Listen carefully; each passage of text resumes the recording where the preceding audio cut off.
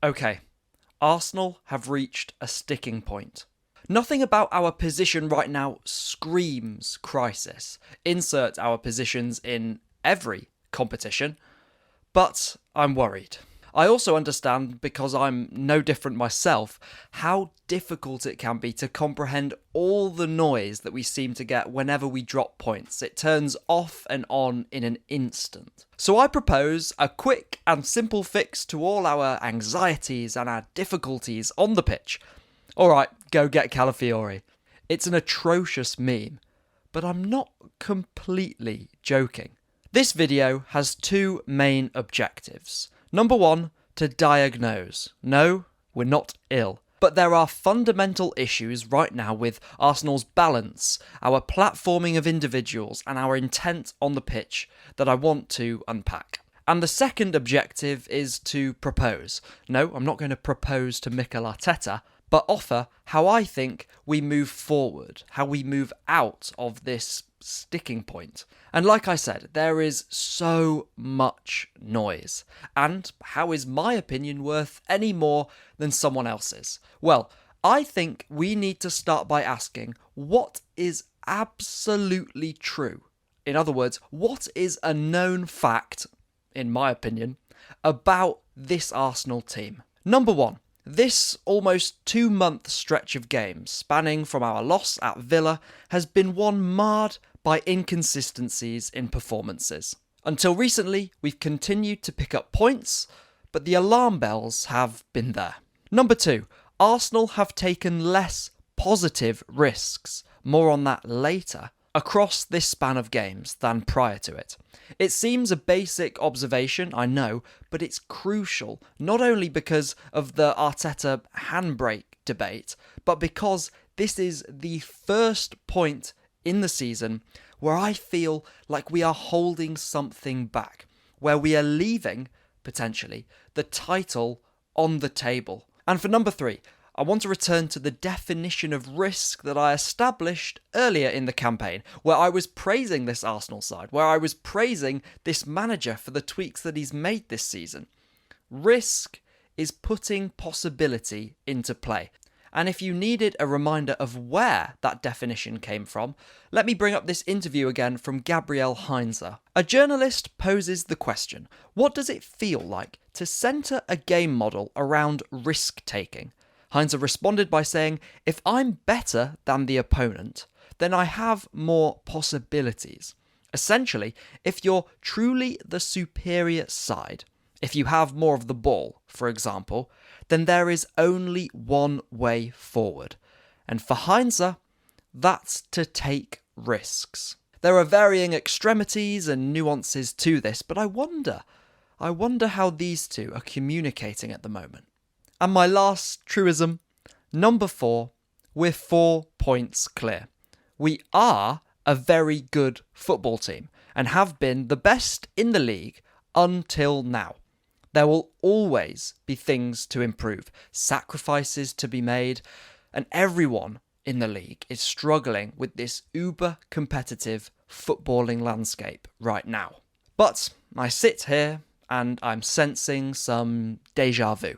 So, what are our problems? Because they're there, they're real, and they're tangible, and they're hurting us. You won't be surprised after this video that I'm starting here. It's with our midfield balance, or, more accurately, the balance our midfield trio of Rice, Zubimendi and Odegaard precipitate elsewhere. I love our rotations and our fluidity, and I'm not blind with how easily this setup makes our final third and box entries for our wingers. But with Odegaard's return, we've basically defaulted to this setup now. And there's a difference between pinning, which is what Hincapié and Timber are doing here, to arriving into space. And to be frank, when the tempo has dropped like it has in recent weeks, we make these guys do even more pinning than in this example where we can see what arriving into the same spaces looks like. Hincapié stretches and Rice becoming that second wave runner I've spoken about a lot in that half space can be brought in by Trossard and fire off a shot. And what did I say before that this setup lacks? Pocket presence and counter movements.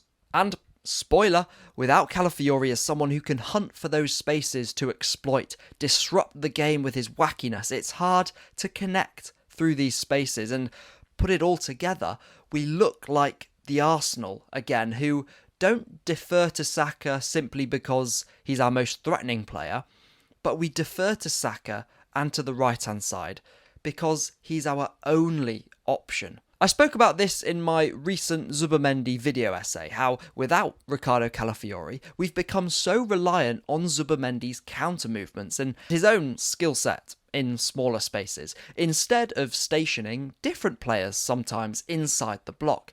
And I'm never one to hone in on isolated actions, but there is a difference here in intent between Odegaard's intentions and Saka's. That contact comfort that you see with Saka, the ability to attract as he drives and open up different spaces elsewhere. But I want to actually rewind this passage and speak about what positive risk looks like, as I promised. Jesus has floated into a spot where Mourinho often found himself spilling into from centre forward, and where, remember, earlier in the season we'd have Eze hinging off him, still remaining in these central spaces, and that's something we've missed, but more on that in a bit. Timber now isn't pinning, but demanding the ball. Sure, cuts the pass out, yes, but we're in a brilliant place to counterpress, and our counterpress in that first 30 minutes was superb against United because we had the control, we had close distances to each other in possession, meaning we could take these healthier risks. Ball losses can be productive and all of that I've banged on about throughout the season. We turn it over, Saka drives and wins the free kick that Zubimendi almost scores from. Positive risk, free-flowing football, what everyone is crying for us to enact now. It needs the right players to facilitate that, but it's on the manager to facilitate that with who he picks and how he platforms the players that he does pick. The last thing I want to diagnose with our issues at the moment is the move away from pairings, as Clive Palmer brilliantly and succinctly explains it. This isn't my framing. And this move away from pairs is clear to see in all of my analysis of the really good block breaking that we've done this season, and now to this kind of sense of deja vu we're feeling at the moment. Now, Manchester United are a much better team than Spurs, but think back to how we baited the Spurs pivot wide before rushing it into the middle, where Eze could make those counter movements off mostly Mourinho, but sometimes Rice, sometimes it was Zubimendi, playing in that line of two. We're playing in pairs, and that's brought clarity to our play. Here, we've stretched the United pivot in a very similar way, but there isn't the same level of intent to rush it back into the middle where we've created the space. There are some other things, I won't lie, that aren't clicking, and I'll list them off quickly now. Deliveries into the box is one, and Billy Carpenter posted this data, which doesn't look glamorously at all on our crossing from fullback. And you have to partner crosses with box presence. And not to repeat myself from the Gyökeres video I did earlier in the season, but the detail that's lacking in Gyökeres' movements at the moment, the willingness he has to grapple instead of separate, and how that pales in comparison to Mourinho's double movements, his leap, his timing, all of that compounds together. And it compounds together in a kind of wasting of the control we can assert on games. You might want Saka and Rice outside of the block because of this weakness in crossing in other areas, I get that, but you need the threat to complement it inside the box, and someone as well who can fire off those spills at the top of the box when the crosses are chaotically cleared. Let's not forget that too. Maybe I'm over-indexing things, but our opener against United came from having enough busyness between the lines to attract them and actually create space on the outside of the block for Hincapié to move into the gears and cross early from, before United's block can set. Central access helps wide play. I want to say that again. Central access helps the space we create out wide, and probably means more goals for our wingers too, which I think people have ignored. Yes, there's a lack of physical freakiness in our front line which needs to be addressed in terms of being able to pull that Manchester United back line into uncomfortable positions, but it's fitting that our goal came not from necessarily pinning United in, but launching our attack a little quicker and from a little deeper. There is, however, some good news in all of this, I promise. United were superb, but they needed all the margins to land in their favour to take the points. But I guess it's that inefficiency in our attack that has crept back in that was not present earlier on in the season. Basically, we are still good. And the difference between what we label as genius and what we condemn as a catastrophe often is actually very slim, and I need to remind myself of that too sometimes. But I feel as at this point now, this sticking point for Arsenal, we've reached a new chapter of the season. So, how do we cash in on this position that we find ourselves in? How do we improve? I've covered a lot of it already, but I'll start with that Calafiori meme that isn't really a meme at all. In terms of getting the most value out of Trossard's touchline passing, because I don't think Leo, especially without Calafiori, is undroppable. In terms of having someone who can arrive in threatening areas like Calafiori can, be a genuine difference maker, level raiser in attack, and connecting us through the thirds.